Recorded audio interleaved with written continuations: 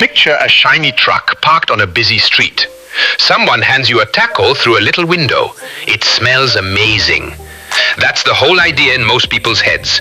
Cook food, park somewhere fun, sell it, done. Here's the twist. A food truck can cost as much as a house, and most of that giant bill has nothing to do with cooking at all. Some of it is paperwork, a parking spot, fee you'll never even see mentioned in the shiny photo online.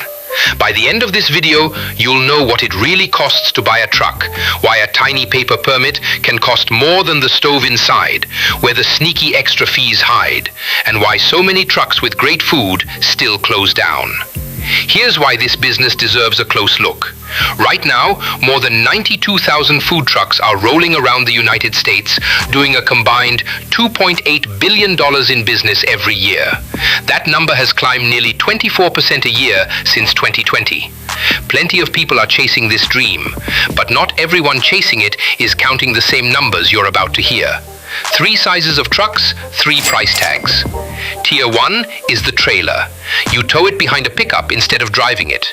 A used one can start around $20,000. That buys you walls, a little counter, and basic gear, but you'll still need to add a fryer or grill yourself. Tier 2 is the used truck.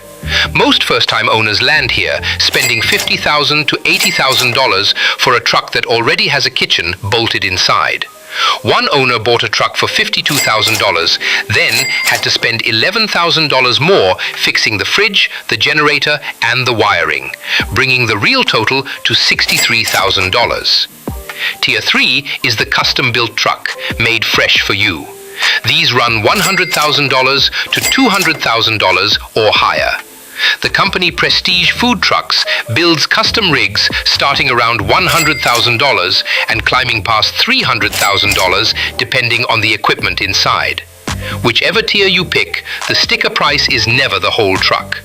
A flat-top griddle alone can cost $2,000 to $6,000. A pair of deep fryers can add another $1,500 to $4,000. Most buyers don't pay cash either. They finance the truck the way someone finances a car, putting down 10 to 20% and using the truck itself as the collateral that backs the loan. Costs nobody warns you about. The first sneaky cost is the permit. A permit is government paperwork saying you're allowed to sell food. In Denver, that paperwork costs about $811 a year. In Boston, the very same paperwork can cost more than $17,000. Same truck, same tacos, wildly different price, just because of the city on your license plate. The second sneaky cost is the commissary. A commissary is a licensed kitchen you must rent overnight to clean your truck and store food, because most cities won't let you do that at home. That rental runs $300 to $1,500 every single month, whether you sold 1 taco or 1,000. A third cost sneaks in even for owners who think they've already budgeted enough. Insurance for a food truck usually runs $2,500 to $6,000 a year, covering the vehicle, the equipment inside, and protection in case a customer ever gets hurt. Most cities and event organizers won't even let a truck park on their lot without proof of at least $1 million of coverage.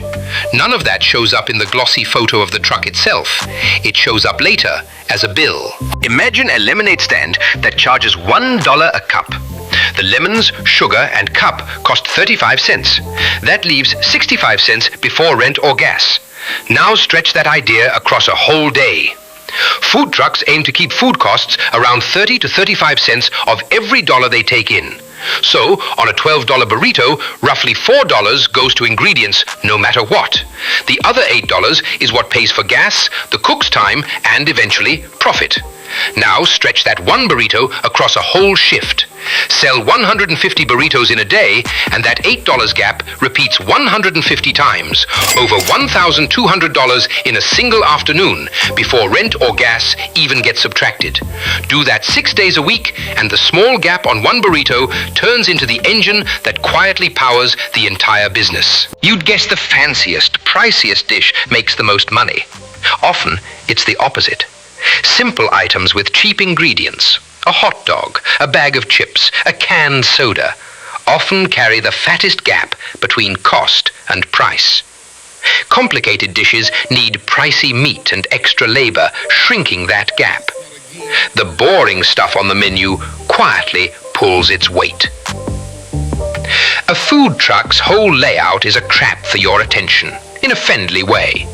The menu board is small on purpose, so you decide fast instead of wandering off. There's one line, one window, no wasted space. So once you're waiting, you're locked in and thinking about food. Some trucks pipe in music near the window just to keep you standing there a few extra seconds, which is exactly when people add a drink or a side. Where the truck parks is engineered too, not random. Office blocks at lunchtime, breweries in the evening, festivals on weekends. Each stop is chosen because it hands the truck a fresh wave of hungry, impatient people who already made up their minds to buy before they even reach the window.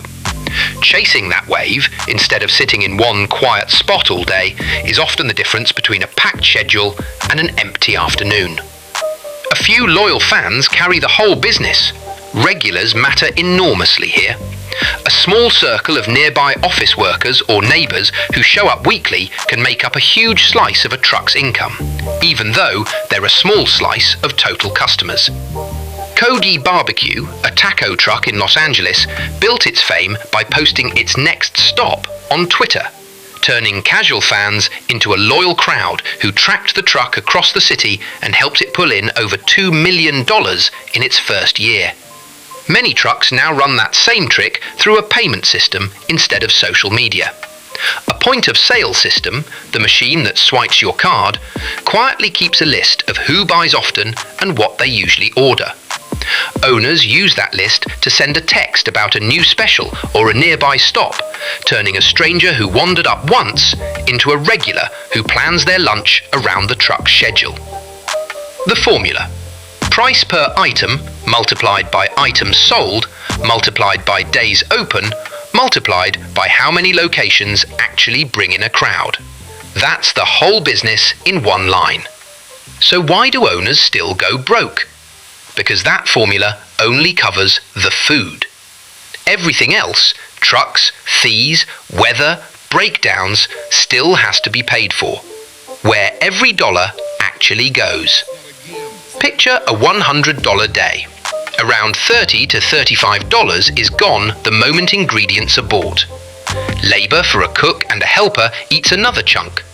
A two-person crew can cost $48,000 to $84,000 a year combined.